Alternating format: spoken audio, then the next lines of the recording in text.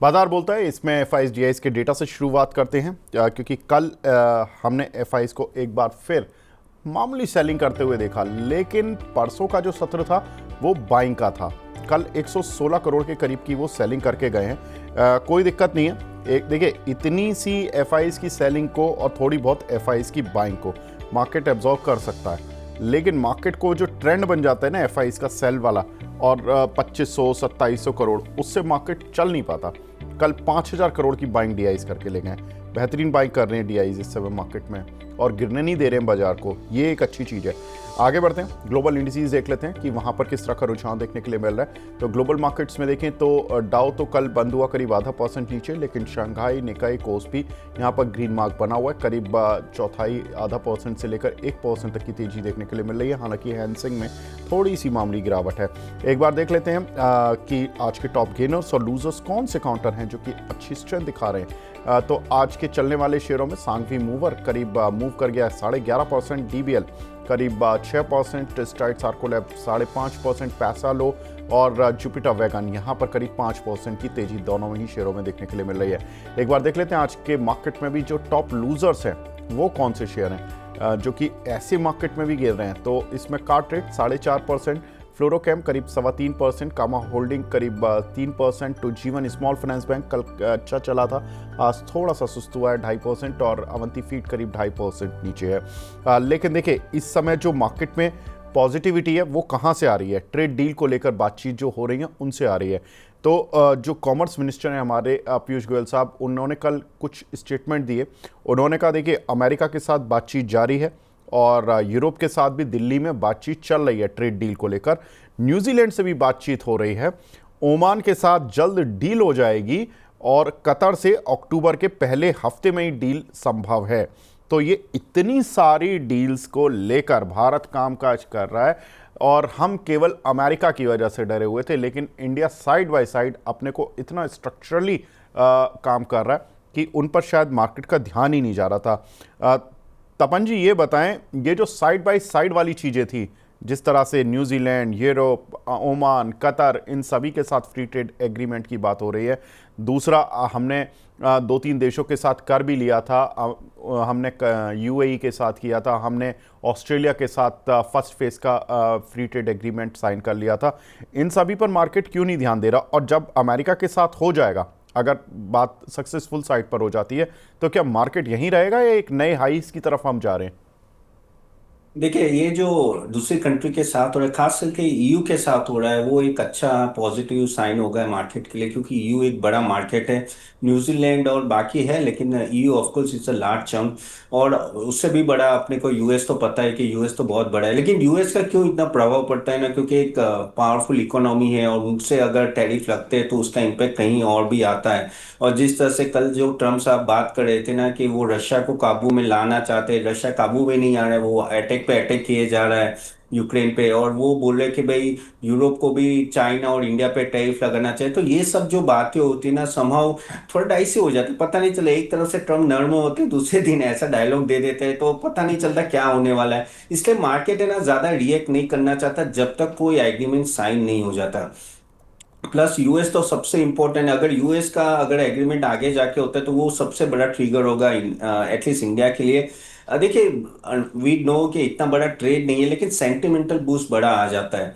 और उस सेक्टर में जो जो इम्पैक्ट है उनके लिए तो बहुत ही बड़ा प्रॉब्लम है, क्योंकि 30-35% जो ये टेक्सटाइल, जेम्स एंड ज्वेलरी सब एक्सपोर्ट करते हैं, उनकी हालत तो बहुत ही खराब है अभी। और वो सरदर्द बड़ा गवर्नमेंट के लिए भी है। इसलिए आई थिंक वेट कर रहे हैं, गवर्नमेंट भी चाहती है जल्दी से जल्दी हो, लेकिन ये ना इतना कॉम्प्लिकेटेड है, प्लस अपना एग्रीकल्चर सेक्टर हम लोग ओपन नहीं करना चाहते हैं। तो ये सब चीजें से के प्रॉब्लम है। लेकिन देखो, ईयू के साथ ट्रेड हो या न्यूजीलैंड के साथ ट्रेड हो, ऑस्ट्रेलिया, यूके, ये सब सिर्फ थोड़ा मलहम लगाएंगे, लेकिन बड़ा ट्रिगर चाहिए तो यूएस का ही ट्रेड हमें चाहिए। और चाइना के साथ भी होगा, लेकिन धीरे धीरे होगा तो ऑफ कोर्स। लेकिन वो आई थिंक नवंबर एंड तक राह देखनी पड़ेगी। पीयूष गोयल जी ने बोला था कि शायद नवंबर एंड हो जाए। तब तक आई थिंक ये सब छोटे न्यूज से मुझे नहीं लगता कि इतना बड़ा ट्रिगर, हाँ 100-200 पॉइंट की रैली ऊपर नीचे हो सकती है, but it can not be a game changer. तो ये जरूर बात है सर। ऐसे में जो एक्सपोर्ट ओरिएंटेड कंपनीज हैं, जो 2 महीने से बहुत पेन झेल रही थी, और एक्सपोर्टर्स की एक मीटिंग भी होने जा रही है आरबीआई गवर्नर के साथ, जिसमें कि ये माना जा रहा है कि वो कुछ बड़ा पैकेज एक्सपोर्ट कंपनियों को दे सकते हैं, जो भी वो कर सकते हैं पैकेज के टर्म्स में। उनके 2-3 चीज़ें हो सकती हैं। उनको इंटरेस्ट सबवेंशन मिल सकता है, उनको लोन देने में जो लोन की अदायगी है उसमें कुछ मोरेटोरियम मिल सकता है, इस तरह की चीज़ें हो सकती हैं। आरबीआई क्या बूस्ट देगा उस पर डिपेंड करेगा। दूसरी चीज़ सर, कि क्या कुछ आपको लगता है कि अमेरिका की डील और ये दुनिया भर की जो डील हो रही हैं, फ्री ट्रेड एग्रीमेंट और ट्रेड डील्स, इनसे क्या एक्सपोर्ट शेयरों पर अब फोकस करें, अभी भी डोमेस्टिक प्ले पर ही रहना है? नहीं, देखिए, जो आरबीआई और गवर्नमेंट जो भी स्टेप्स ले लाजमी है वो लेना ही चाहिए, क्योंकि इनको इम्पैक्ट बड़ा आ रहा है, लेकिन वो फाइनेंशियल गेन नहीं देने वाले। वो एक कहते हैं ना, कोलेटरल कॉलेप्स जो होगा इन सब कंपनियों में, वो बचा रहे हैं। कॉलेप्स होने से बचा रहे हैं, या तो दिवाला कहते हैं ना हिंदी भाषा में, दिवाला निकालने में बचा रहे हैं। क्योंकि क्या होता है कि आप ईएमआई डिले कर देते हो, थोड़ा आप यहाँ वहां से फैसिलिटी प्रोवाइड करते हो, लेकिन आप सेल्स तो नहीं बढ़ा सकते ना, प्रॉफिट तो बढ़ा नहीं सकते। सेल्स कब बढ़ेगा? जब आपका एक्सपोर्ट होगा। जब आप यूएस अगर बंद हो गया तो दूसरे यूरोप कंट्री या कहीं और एक्सपोर्ट हो ले और एक्सपोर्ट कर पाए, लेकिन ये सब होने में टाइम लगता है। ये जो हम लोग 30-40 कंट्री के साथ कर रहे हैं, लेकिन इन सब कंपनीज के लिए भी है ना, टाइम लगता है कि दूसरी कंपनीज में वापस माल बेचना। सबका अलग व्यू पॉइंट होता है, और सबका हर एक कंट्री में अलग प्रेफरेंसेस होते हैं। तो इससे क्या होगा कि आपको बस एक वो होता है ना, कोलैप्स होने से आप बचा लोगे, लेकिन जो फाइनेंशियल पोजीशन में जो हिट आएगा वो बड़ा आ जाता है। और आपका कहते हैं ना, गाइडेंस पूरा हिल जाता है। मैनेजमेंट को भी पता नहीं चलता है कि आगे करना क्या है, नई फैसिलिटी डालनी है नहीं डालनी है। बहुत सारी चीजों पे क्वेश्चन मार्क आ जाता है। तो ये डैमेज तो बड़ा है, उसमें कोई डाउट नहीं है। गवर्नमेंट बस कोलैप्स होने से बचा रहे, तो अभी भी मुझे तो ऐसा लग रहा है एक्सपोर्ट ओरिएंटेड कंपनी से दूर ही रहना चाहिए। देखो, ये सब कंपनीज अगर ट्रेड डील हो भी गई तो एक जंप आएगा, लेकिन जो मैं बोला क्वार्टरली रिजल्ट, हमें ये क्वार्टर का रिजल्ट जुलाई टू सितंबर प्लस अक्टूबर टू दिसंबर में कितना बड़ा हिट आया है, वो देखे बिना इन्वेस्ट नहीं करना चाहिए। क्योंकि मुझे ऐसा लग रहा है कि हिट बड़ा होगा और काफी इसका इम्प्लीकेशन भी नो ईपीएस पे आ सकता है। दैट्स व्हाई जो भी एक्सपोर्ट ओरिएंटेड जहां जहां हिट हुआ है सेक्टर, आई थिंक उससे दूर ही रहना बेटर रहेगा। ठीक है सर। तो ये सारी चीज़ें आपको देखनी है इस समय एक्सपोर्ट शेयरों पर। सर लेकिन एक चीज़ बड़ी इंटरेस्टिंग चल रही है इस समय मार्केट में, वो है ओरेकल का शेयर। इसने तो मिरेकल कर दिया ओरेकल के शेयर ने, और 2 दिन में 60% करीब चला है यूएस में। उस कंपनी के फाउंडर लैरी एलिसन विश्व के नंबर 1 बन गए केवल 2 दिन के शेयर चलने से। परसों चला 20%, कल हमने बात भी की थी इस पर मैंने अपने शो में, और कल रात अमेरिकन मार्केट में वो ये शेयर चला 41%। और केवल कल की 41% की दौड़ से जो कंपनी के प्रमोटर हैं लैरी एलिसन, उनकी वेल्थ में $101 बिलियन का इजाफा देखने के लिए मिला। शायद $100 करोड़ कमाने वाले वे दुनिया के पहले शख्स होंगे in terms of wealth creation में एक दिन में। सर ऐसा मुझे याद नहीं पड़ता कि किसी ने कमाया हो। अगर हम देखें तो कंपनी का शेयर क्यों दौड़ा, देखिए एआई में कंपनी जा रही है, क्लाउड कंप्यूटिंग में है कंपनी ऑलरेडी, और काफ़ी कुछ इसके ओपन एआई के साथ करार है, और दुनिया जहां में इनकी जो जितनी भी बड़ी कंपनीज हैं उनके साथ ये कंपनी मिलकर काम कर रही है। और इन्होंने अपनी गाइडेंस जो बढ़ाई रिजल्ट्स के साथ साथ, उसकी वजह से कंपनी का शेयर बहुत तेज़ी से दौड़ा है। एलन मस्क को भी पीछे छोड़ दिया। अब एलन मस्क दुनिया के दूसरे अमीर रह गए हैं, पहले नंबर 1 पे रहा करते थे।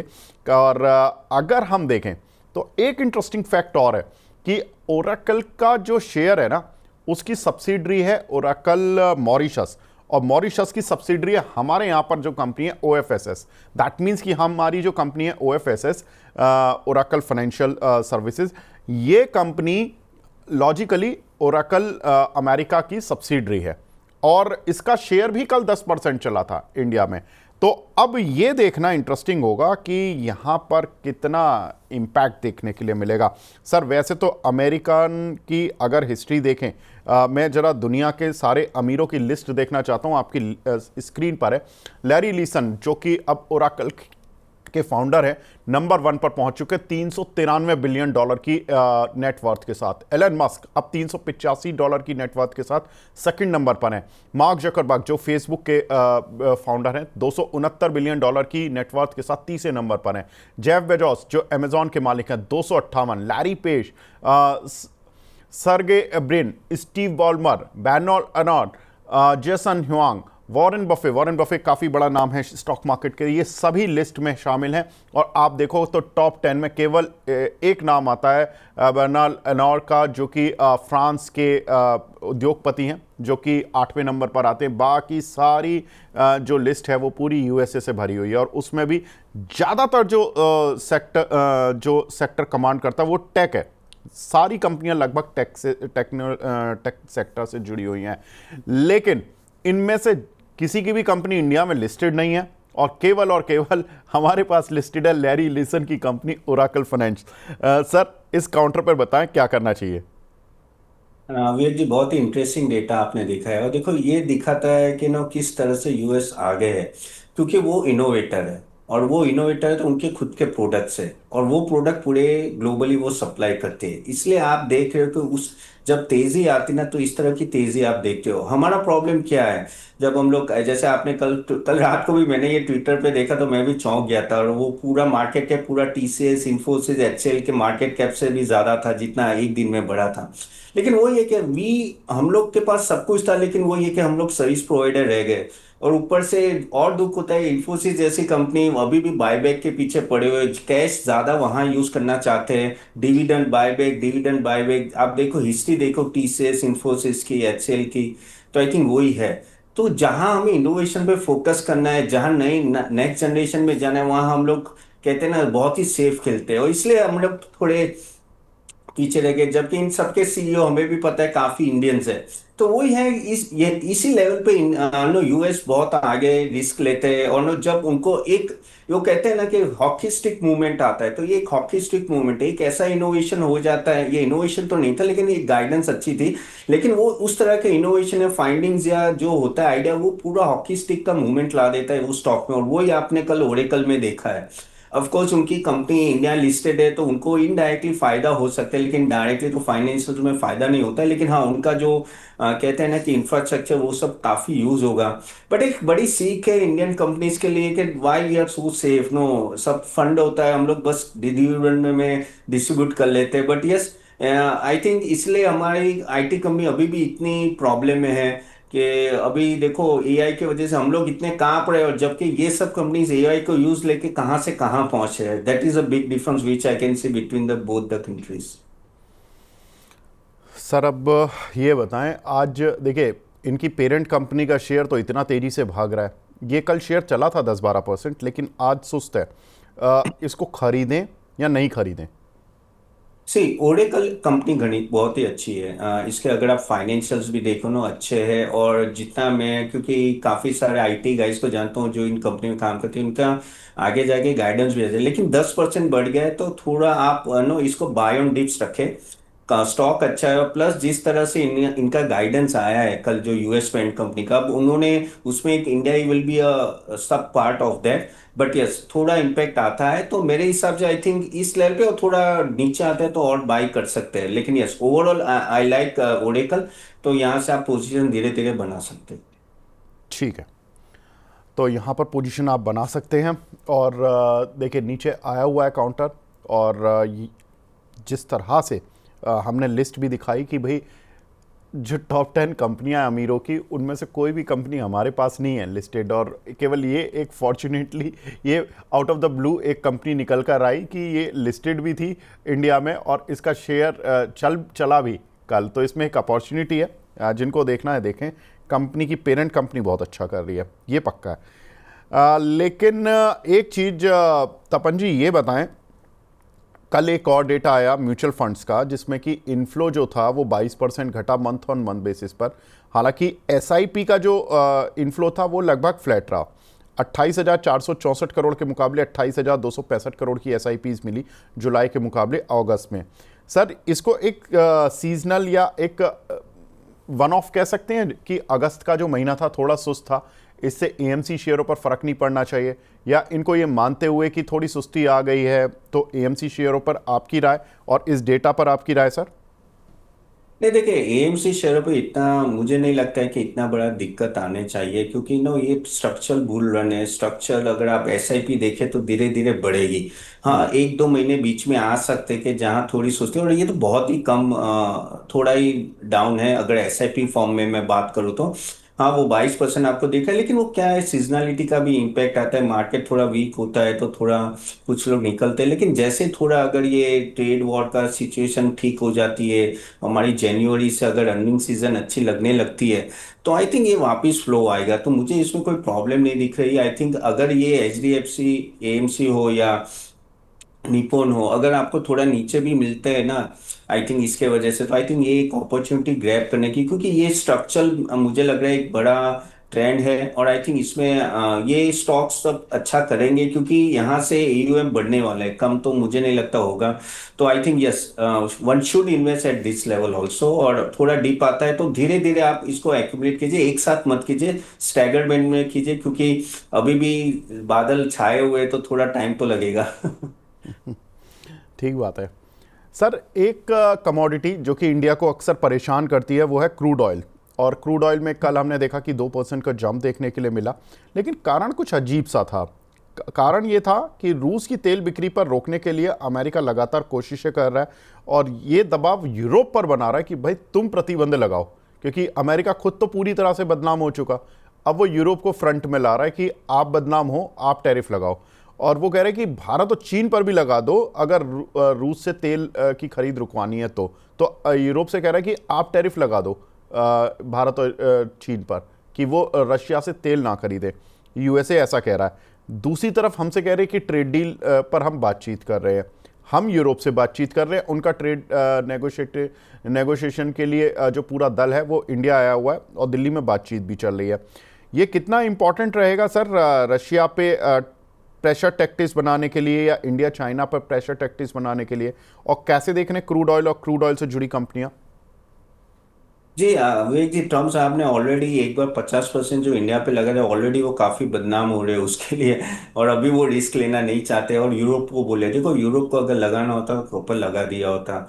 यूरोप की इतना बड़ा एलएनजी खुद इंपोर्ट कर रहा है, तो वो किस मुंह से लगाएगा मुझे भी पता नहीं है, क्योंकि हमसे भी ज्यादा एलएनजी वो इंपोर्ट करता है। प्लस अगर वो चाइना और इंडिया से भी अगर दुश्मनी ले लेगा, तो फिर उनको भी बड़े मार्केट है दोनों, तो वहां उनको भी प्रॉब्लम होगी। मुझे नहीं लगता लगेगा, अगर लगता है तो बहुत बड़ा प्रॉब्लम है, क्योंकि एक्सपेक्टेशन तो नहीं है कि यूरोप लगा पाएगा, क्योंकि यूरोप की हालत भी इतनी टाइट है। वो कि नंबर वन इकोनॉमी नहीं है, हमें भी पता है। वहां के अगर यूके की देखो हालत, फ्रांस की हालत देखो, इटली की उतनी अच्छी हालत नहीं है। तो मुझे नहीं लगता ये होगा। प्लस यूरोपियन दल तो यहाँ बैठा हुआ है नेगोशिएशन के लिए, तो आई थिंक ये यूएस अपने एंड से ट्राई कर रहा है, लेकिन दोनों तरफ ना, वो दोनों फेसेस है। एक तरफ से टैरिफ लगाने की बात करे, दूसरी तरफ से ये बोल रहा है मोदी मेरा दोस्त है और वो सब। तो ऐसा ये यूएस तो ऐसे ही डील करेगा, लेकिन आई थिंक यहाँ से लगता तो नहीं है कि कुछ होना चाहिए। हाँ, लेकिन अगर हुआ तो फिर वापस एक जियोपॉलिटिकल बहुत बड़ा इशू हो जाएगा, और मेनली डिप्लोमेसी में बहुत बड़ा इशू होगा। तो लेट्स वेट एंड वॉच। लेकिन अभी तो उतना इम्पैक्ट दिख नहीं रहा है, क्योंकि यहाँ अगर मार्केट भी देख रहा है कि ये चांसेस कम है होने के। ठीक है सर। आईओसी, एचपीसीएल, बीपीसीएल, इनमें कोई आपकी पसंद? सी आईओसी, एचपीसीएल, ये सब मुझे तो अच्छे लग रहे हैं। रीजन एक ही है कि नो, ऑनेस्टली मुझे लग रहा है कि ऑयल 75 के नीचे नेक्स्ट एक दो साल तो रहेगा ही रहेगा। उससे ज़्यादा बढ़ेगा नहीं, 70-75 के नीचे रहेगा, क्योंकि जिस तरह की हालत है अभी।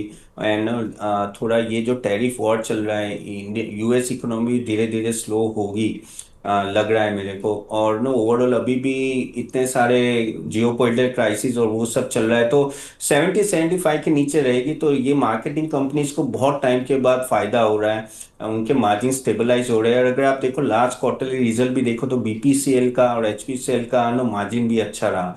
तो मेरे हिसाब से I think, if you ask me कौन से, तो मुझे बीपीसीएल एचपीसीएल दोनों अच्छे लग रहे हैं।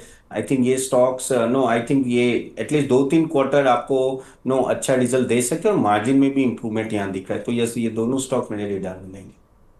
ठीक है सर एक काउंटर देखिए जुपिटर वैगन, आज इसको एक ऑर्डर मिला है जिसकी वजह से काउंटर में एक अच्छा खासा जंप देखने के लिए मिल रहा है। 113 करोड़ का ऑर्डर है, इंडियन रेलवे से मिला है कंपनी को। लेकिन बात यह है कि पिछले अभी कुछ दिन पहले ही इस कंपनी को एक ऑर्डर मिला था वंदे भारत से। और ये जितने भी अब ऑर्डर मिल रहे हैं इनको, ये रेल व्हील फैक्ट्री के लिए मिल रहे हैं, जहाँ पर कि ये कंपनी काफ़ी बुलिश भी थी, कंपनी उस पर काम भी कर रही थी काफ़ी ज़्यादा। अभी तक तो वैगन से जुड़े हुए ऑर्डर मिलते थे, अब रेल व्हील से जुड़े हुए ऑर्डर मिल रहे हैं। उसका ये फ़ायदा कंपनी उठाने लगी है और लगातार ऑर्डर मिलना इस कंपनी के लिए, जो मैनेजमेंट होता है, जो वो सोच रखता है कि हम एक पार्टिकुलर नया विंग खोल रहे हैं, अपना नया सेगमेंट खोल रहे हैं, वहाँ पर उनको ऑर्डर मिल रहे हैं और उसकी वजह से ये काउंटर बहुत अच्छा मूव कर रहा है। ऑर्डर की वैल्यू पर मत जाइए, इनके नए विंग पर जाइए जहाँ पर कि ये कंपनी ऑर्डर लेना शुरू कर चुकी है। सर ये कितना बड़ा विंग इनके लिए बन जाएगा और क्या कुछ जुपिटर वैगन पे दाव लगाना, क्योंकि लोगों ने इसमें कमाया भी बहुत और गंवाया भी बहुत इस काउंटर में पिछले 2 सालों में। Wagon G. या जुपिटर JWL वैगन की सर। बात जी हाँ, बताएं। जुपिटर वैगन की बात करें तो अभी अपने टॉप से तो काफी डाउन है, ऑलमोस्ट 55% डाउन है। द रीजन एक है कि ना कि इनका ऑर्डर बुक बहुत बड़ा है। अगर मैं दोनों की बात को, जुपिटर ले लो या टीटागरा ले लो, लेकिन इनका प्रॉब्लम ये है कि इनकी सप्लाई जो चाहिए व्हील सेट और वो सब का प्रॉब्लम बहुत ही आ रहा है। लास्ट क्वार्टरली आप देखो तो बहुत ही शार्प फॉल था प्रॉफिटेबिलिटी में, क्योंकि व्हील सेट का सप्लाई नहीं मिला था दोनों टीटागरा और जुपिटर में। तो हम्म। अभी वो बोल रहे हैं कि ये क्वार्टर ऑनवर्ड्स आई थिंक ये सब प्रॉब्लम सॉल्व होंगे और उनको सप्लाई मिलने मिलना चालू हो गया है। और उसके थ्रू वो, आप जुपिटर वैगन की बात करें तो वो तो ईवी में भी एक्चुअली नो काफी हद तक एंटर कर रहे हैं। तो अभी ये व्हील सेट की जैसे कैपेसिटी नॉर्मलाइज हो जाएगी ना, आई थिंक इन सब कंपनीज में क्वार्टरली रिजल्ट अच्छे आने लगेंगे।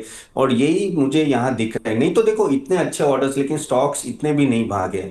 स्टॉक्स अभी भी 50% डाउन अपने टॉप से, यानी दिखा रहा है कहीं ना कहीं ये जो सप्लाई का इशू है वो सॉर्टेड आउट नहीं हो रहा है। लेकिन ये जैसे सॉर्ट आउट होगा, जो मुझे लग रहा है 1-2 क्वार्टर में हो जाएगा, ये स्टॉक्स अच्छे खासे मूव होने चाहिए। बाकी इनमें और कोई प्रॉब्लम नहीं है। अगर आप देखो तो बहुत ही अच्छी ऑर्डर बुक है, ईवी मोबिलिटी में भी आगे है। 9,000 LHB एक्सेल्स का भी इन्होंने कॉन्ट्रैक्ट कर दिया है और कुछ नए शोरूम्स भी वो बेंगलुरु में ओपन हो रहे हैं। तो आई थिंक सब पॉजिटिव है। बस वही है कि किस तरह से उनको जो रॉ मटेरियल यानी व्हील सेट अगर मिल जाते हैं तो आई थिंक प्रोडक्शन सही हो जाएगा। तो ऑफ कोर्स ये लेवल अच्छा है, क्योंकि अगर आप देखो valuation point of view, both मैं तो टीटागरा भी ऐड कर दूंगा इसमें, दोनों अच्छे लेवल पे मिल रहे हैं। तो थोड़ा लंबा समय हो तो इसमें निवेश कर सकते हैं। ठीक है सर। तो जुपिटर वैगन पर निवेश कर सकते हैं अगर लंबे समय के लिए करना है। सर एक चीज़ जो कि हमने देखा कि जीएसटी का बेनिफिट हमने एफएमसीजी कंपनीज पर आते हुए देखा था, एफएमसीजी इंडेक्स चला, लेकिन साथ साथ नेपाल में एक दूसरा आंदोलन चला जिसकी वजह से वहाँ पर पूरा इंटरनल रिस्क क्रिएट हो गया। जो एक मैक्यूरी की रिपोर्ट आई है जिसमें कि उन्होंने कहा कि ये चैलेंजेस थोड़े से इंडियन एफएमसीजी कंपनीज के लिए अच्छे नहीं हैं। गोदरेज कंज्यूमर का जो ओवरऑल एक्सपोजर है वो इंडोनेशिया में ही करीब 14% है, क्योंकि इंडोनेशिया में भी सोशल अनरेस्ट काफ़ी चल रहा है। और दूसरा कि डाबर की जो 8% सेल है पिछले साल, वो नेपाल से आई थी। इन दोनों कंपनियों पर सर आपका व्यू कुछ, क्योंकि हमने देखा कि आईटीसी में, और मैं पूछूंगा 3% सेल इनकी नेपाल से है, आईटीसी, डाबर और गोदरेज कंज्यूमर, इन तीनों पर क्या करना चाहिए अब? देखिए ऑफ कोर्स ना मार्जिनल थोड़ा इम्पैक्ट आ सकता है प्रॉफिटेबिलिटी में, क्योंकि जिस तरह से नेपाल का आंदोलन हुआ बहुत ही यानी डिस्ट्रेस था। यानी ऐसा मैंने भी नहीं देखा है काफी टाइम से कि आप इस तरह से करो। चलो उसमें डिटेल में नहीं जाते, लेकिन हाँ सोशल अनरेस्ट बहुत सारी जगह पे, इंडोनेशिया में हो रहा है। कल मैं देख रहा था कि फ्रांस में भी सोशल अनरेस्ट हो रहा है। तो ये सब सिचुएशन ऑफ कोर्स में वर्ल्ड इकोनॉमी के लिए भी अच्छे नहीं, खास करके इन सब कंपनी जिनके एक्सपोर्ट होते हैं। लेकिन जो फिगर आपने बताई आईटीसी के 3% और ऑफ कोर्स डाबर डाबर का 8% है। डाबर अभी थोड़ा मूवमेंट होना चालू हुआ था, लेकिन वही है कि इसका थोड़ा इम्पैक्ट आएगा। तो थोड़ा एक आध क्वार्टर में इसका इम्पैक्ट आएगा। लेकिन नेपाल की situation I think with in may be 2-3 weeks में थोड़ी स्टेबल हो जाती है। इतना भी इम्पैक्ट नहीं है, ऐसा नहीं है कि पूरा वैनिश हो जाएगा। बट हाँ अगर आप देखो तो नो आधा, ऑलमोस्ट 50 40 50% का डायरेक्ट हिट आ सकता है इसमें, उनका जो कंट्रीब्यूशन है उसमें। तो मेरे हिसाब से थोड़ी नरमी रहेगी कोई 1-2 वीक तक, लेकिन बाद में आई थिंक एफएमसीजी जिस तरह से अभी डिमांड में है और जिस तरह से जीएसटी का बेनिफिट है, आई थिंक डोमेस्टिक लेवल पे काफी हद तक ओवरकम हो जाएगा। सो लेकिन अगर आप मुझे बोलो एफएमसीजी में कौन से स्टॉक्स लें, तो आई थिंक फिर भी मैं गोदरेज कंज्यूमर और I think Marico, Tata consumer, वो स्टॉक्स में ज्यादा प्रीफर करूँ, क्योंकि वहां मुझे डबल डिजिट कंपेरेटिवली ग्रोथ दिख रहा है। तो आई थिंक वो स्टॉक प्रीफरेबल रहेगा। इन लोगों को थोड़ा इम्पैक्ट आएगा, लेकिन आई थिंक फिर दे विल रिकवर। ठीक है सर, एक और खबर जो कि हमने देखा कि बड़ी इंपॉर्टेंट है एक आम आदमी के लिहाज से। लोग रिटायरमेंट ले रहे हैं, मिनी रिटायरमेंट इंडिया में, और ये एचएसबीसी की बड़ी इंटरेस्टिंग रिपोर्ट है। लोग कह रहे हैं कि भाई रिपोर्ट कह रही है कि काम करते करते कुछ लोग जो 40 से 45 साल की उम्र का वर्ग है वो एक ब्रेक ले लेता है काम से, यानी कि रिटायरमेंट नहीं लेता, 1 साल 6 महीने का एक ब्रेक ले लेता है, नौकरी छोड़ देता है। बिजनेस तो खैर नहीं छोड़ सकते, नौकरी छोड़ देता है, आराम से फैमिली के साथ रहता है, नहीं तो अपने जो उसके पर्सनल पैशन है उन पर काम करने लगता है, नहीं तो घूमने निकल जाता है। तो 32% लोग हैं जो कि फैमिली की वजह से नौकरी छोड़ देते हैं कि आप कुछ वक्त मैं अपनी फैमिली के साथ बिताऊंगा। कुछ लोग ऐसे हैं 28% लोग जो कि अपने पर्सनल पैशन के लिए ब्रेक ले लेते हैं। 28% लोग वो हैं जो कि घूमना फिरना जिनको शौक है और वो कहते हैं कि इतनी छुट्टियां ऑफिस से तो मिलती नहीं है, एक बार एक ब्रेक ले लेता हूँ 6 महीने 1 साल के लिए, पहले अपने को दोबारा से मोटिवेट करता हूँ। और कुछ कुछ लोग तो अपना जिस सेक्टर में काम कर रहे हो तो उस सेक्टर को भी छोड़ देते हैं, नए सेक्टर में नए तरीके से कोशिश करते हैं। इंडिया में ये पहला ब्रेक जो ये लोग ले रहे हैं वो 44 साल की उम्र पे ले रहे हैं, और विदेशों में ये ब्रेक की औसत उम्र 47 साल है। तपन जी ये बताएं, ये जो देखिए रिपोर्ट है ये बड़ी इंटरेस्टिंग है, इस पर भी मैं आपसे टिप्पणी लूँगा, लेकिन दूसरी चीज़ इसके साथ साथ जो ये जो घूमने फिरने का जो शौक लोगों को लगा है जिसकी वजह से ब्रेक लेने लगे हैं, देखिए फैमिली में टाइम स्पेंड किया कोई बात नहीं, आपने पैशन पे टाइम स्पेंड किया पता नहीं कि उससे कितना इकोनॉमिक बेनिफिट होगा, लेकिन घूमने पर अगर आपने कुछ किया तो होटल, एग्जिको, थॉमस कुक जैसी कंपनियों को जरूर फायदा मिल जाएगा। दोनों पर सर आपकी राय। देखिए, अगर पहली बात तो बहुत ही इंटरेस्टिंग रिपोर्ट है ये। इंडिया में कम देखने मिलता है, लेकिन ये ट्रेंड चालू हुआ है तो अच्छा है, क्योंकि ये वेस्टर्न कल्चर में ज्यादा होता है। इंडिया में तो अगर इस तरह से ब्रेक लेते हो तो फैमिली वाले ही बोलते हैं भाई पगला गया है क्या 1 साल का क्या करेगा तू। तो वही होता है, और इतनी कंजर्वेटिव इंडियन फैमिलीज होती है, तो नॉर्मली तो मैंने, खास करके मेट्रो में होता होगा, यहाँ तो मैंने इतना कम देखा है। अदरवाइज को लोग जॉब को छोड़ के ना बिजनेस करते हैं। लेकिन चलो, एक ट्रेंड चालू हुआ है, अच्छा है।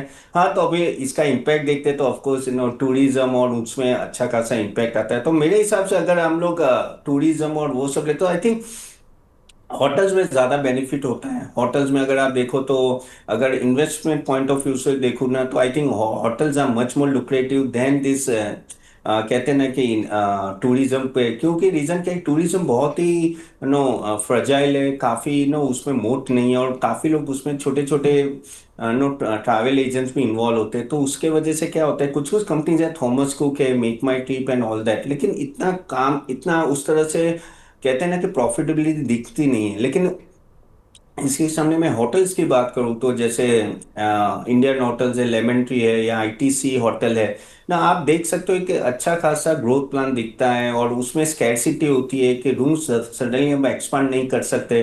तो आई थिंक अगर ग्रोथ के मामले में देखो तो ये सेक्टर में I always go on hotel side. Restaurants भी आते हैं, तो जैसे बारबेक्यू नेशन से लेके वो सब भी इनको बेनिफिट होता है। लेकिन वहां भी है ना, एक तरह की कंपटीशन जो जोमेटो और स्विगी से मिलती है ना, वो बहुत ही टाइट होती है, बहुत ही जबरदस्त होती है। तो वो भी इतना कहते हैं ना कि मार्जिन उसमें भी इंप्रूवमेंट नहीं आ रहा है। आई थिंक अगर इसमें से भी टूरिज्म में और होटल्स में बात करो, तो I think hotel will be the favourable sector, जो अगर किसी को बैट करना है तो आई थिंक वहां वो कर सकते हैं। ठीक है सर, तो सर ने बता दिया कि इस पूरी रिपोर्ट के आधार पर, और एक ये देखिए ये फाइनेंशियल डेटा नहीं है, ये एक साइकोलॉजिकल डेटा है जिस पर लोग चलते हैं। और स्टॉक मार्केट में हम तो सारे ही डेटा एनालिसिस करते हैं कि आजकल लोग सोच किस तरह से रहे हैं, लोगों का प्रेफरेंस क्या है, उस तरह से भी शेयर लिए जाते हैं। अगर आप इटर्नल्स और आप स्विगी को देखोगे तो वो फाइनेंशियल डेटा पर नहीं चले हैं, वो बेसिकली चले हैं साइकोलॉजिकल डेटा पर, कि आप अपने घर में देखते हो, पूरी दुनिया में, हिंदुस्तान में देखते हो कि जोमेटो और स्विगी वाले लोग बाइकों पर घूम रहे हैं, ऑर्डर इधर से उधर दे रहे हैं और थोड़ा बहुत ही पैसा कमा रहे हैं, बहुत ज़्यादा भी उनके फाइनेंशियल्स में रिफ्लेक्ट नहीं हुआ, लेकिन हाँ होना शुरू हो गया। और जब शुरुआत हुई थी शेयरों की तब तो साइकोलॉजिकली ज़्यादा था, फाइनेंशियल उस समय कुछ था नहीं ऐसा। तो ये आपको देखना जरूरी होगा। ये रिपोर्ट इसलिए हमने आपके साथ साझा की। तपन सर, आप हमारे साथ जुड़े, सर बहुत बहुत शुक्रिया हमसे जुड़ने के लिए, अपना प्रीशियस टाइम देने के लिए। Thank you so much. शुक्रिया विवेक जी, थैंक यू। Thank you. आगे बढ़ते हैं, अब हमारे साथ मानस सर जुड़ चुके हैं। Manas sir, good morning. Good morning Vivek ji, good morning. Manas sir, ये बताएं, ये सवाल मैंने तपन जी से भी किया था कि ये इंडेक्स का समय है, इंडेक्स में प्ले करके पैसा कमाने का, या शेयरों में पैसा कमाने का वक्त आ गया, मिड कैप स्मॉल कैप वाला? देखिए, शेयरों में जिस तरह के मूव देखने को मिल रहे हैं, तो मेरा तो समझना है कि अभी भी बेहतर यही रहेगा कि आप स्टॉक स्पेसिफिक होकर ट्रेड करें जहां पर मूवमेंट देखने को मिल रहा हो। और देखिए, ये जो पिछले करीब, अगर आप करीब एक मंथ देख लें, तो जितने बड़े मूव आपको स्टॉक्स में देखने को मिले हैं, उस हिसाब से देखें तो इंडेक्स में तो कुछ भी मूव देखने को नहीं मिला। तो मेरा अभी भी समझना है कि स्टॉक स्पेसिफिक रहना बेहतर स्ट्रैटेजी रहेगी। हालांकि मैं थोड़ा सा निफ्टी पे बुलिश हूँ। मेरा समझना है कि शायद निफ्टी तैयार है 25,250 के लेवल्स को टेस्ट करने के लिए। तो व्यू मेरा पॉजिटिव है निफ्टी पे। बट अगर इन दोनों में से चूज करना हो कि इंडेक्स पे ट्रेड करे या स्टॉक स्पेसिफिक ट्रेड करे, तो अभी मेरा समझना है कि स्टॉक स्पेसिफिक ही ट्रेड करना चाहिए। ठीक है सर, निफ्टी, बैंक निफ्टी के कोई लेवल्स बता दीजिए।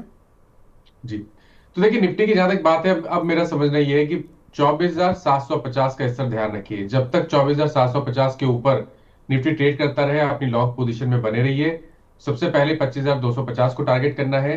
लेकिन ऐसा पॉसिबिलिटी ज्यादा लगती है कि शायद 25,250 को ब्रेक करके 25,400 की तरफ निफ्टी जाने की कोशिश करेगा। तो ट्रेंड पॉजिटिव है, गिरावट पे खरीदारी करनी है 24,750 के स्टॉप लॉस के साथ। बैंक निफ्टी में भी ट्रेंड पॉजिटिव लग रहा है। अब कहीं ना कहीं आपको 55,400 तक के टारगेट देखने को मिल सकते हैं।